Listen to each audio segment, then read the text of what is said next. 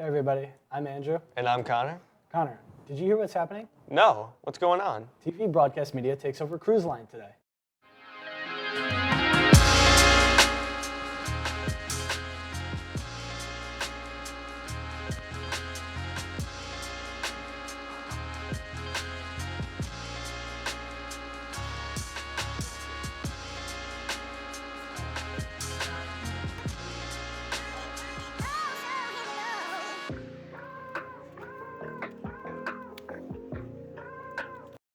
Did you hear about the new graphic arts teacher, Miss Morici?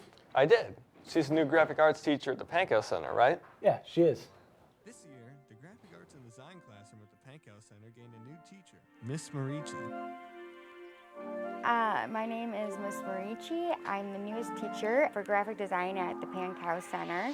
Since this is the first time here, it's bound to have ups and downs. So my first few days, I was super nervous. It was very scary for me to think that I was gonna stand in front of a classroom full of students and be speaking. I'm not a public speaker in general. But even after this rocky start, according to her students, she's handling the classroom very well.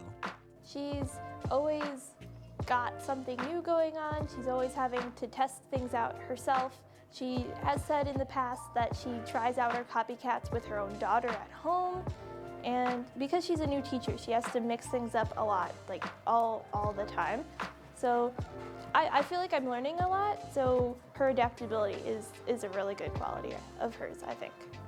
Now, I'm super comfortable with my students. I have gotten to know them all and have no problem speaking in front of them or instructing them.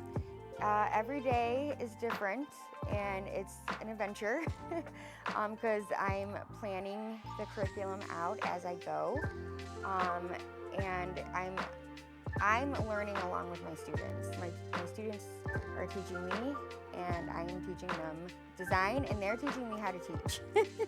Overall, Miss Morici has been a great new addition to the Pankow staff. With her, it's safe to say graphic arts will be in good hands for years to come.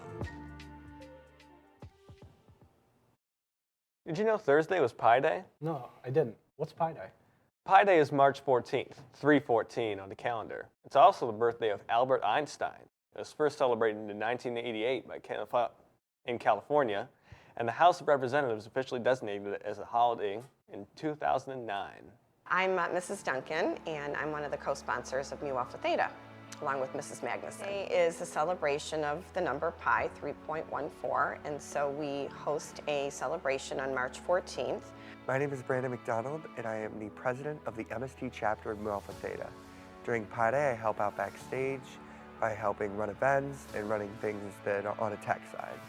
Pi Day is important to me because it's one of the very few times where all 4 grade levels of MST can get together.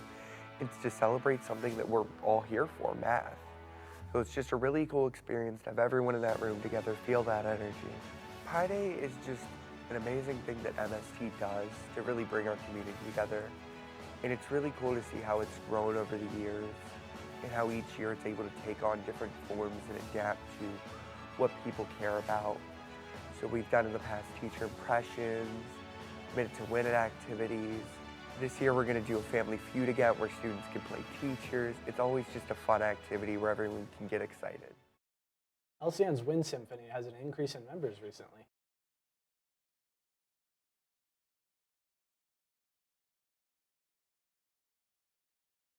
Welcome to Wind Symphony auditions. This is where people are going to be auditioning to be in Wind Symphony Band. Wind Symphony Band is a harder band class that needs a lot more skill than symphony or freshman band. And we're going to be interviewing a few students that are planning to go into Wind Symphony. And Wind Symphony is nerve-wracking, so we're going to see how these kids prepare. Alright, so what's your name? Nathan Roble. Why is it hard to get into Wind Symphony?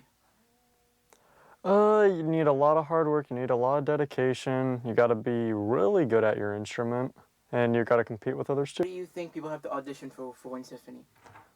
So we can have a great overall Wind Symphony experience in band. And do you plan on going to Wind Symphony? I do not. I'm a C.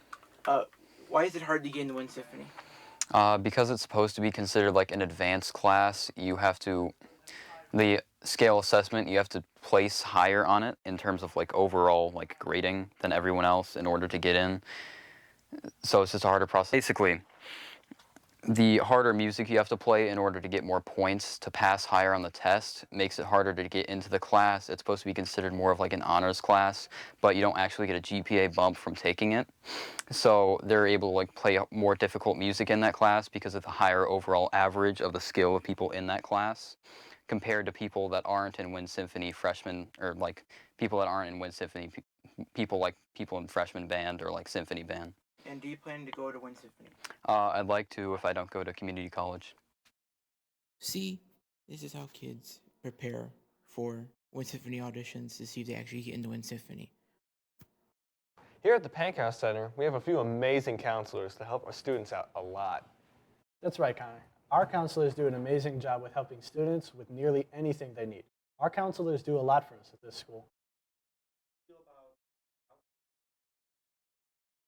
How do I feel about counseling? I think counseling is essential, truly, especially in schools.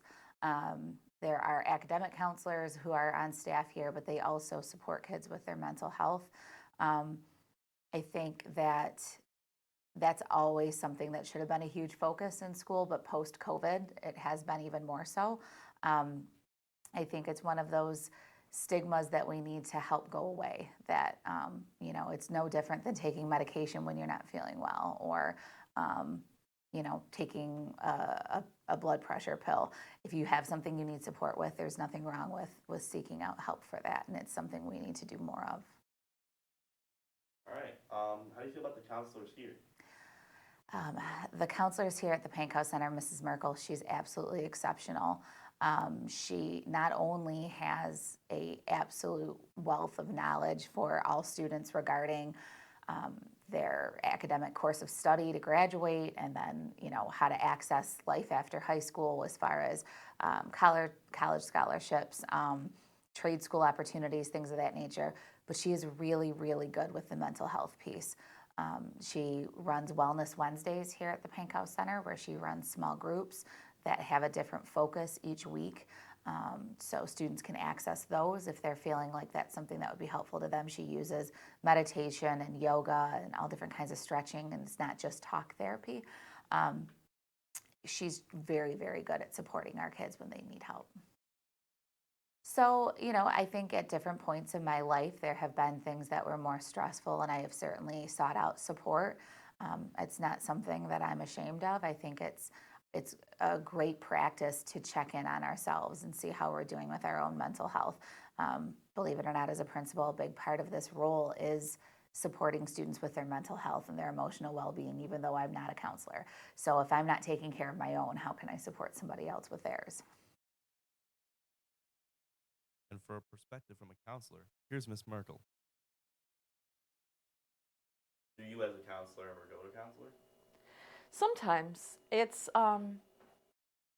pretty normal, actually, for people who are in this profession to understand the usefulness of this profession. And I don't think there's a person alive who wouldn't need a counselor from time to time, because life is hard and it's complex. And I think it's okay to go seek out help when you need it, and it would be intensely hypocritical to say that to other people and then not do it yourself. So yeah, sometimes I have.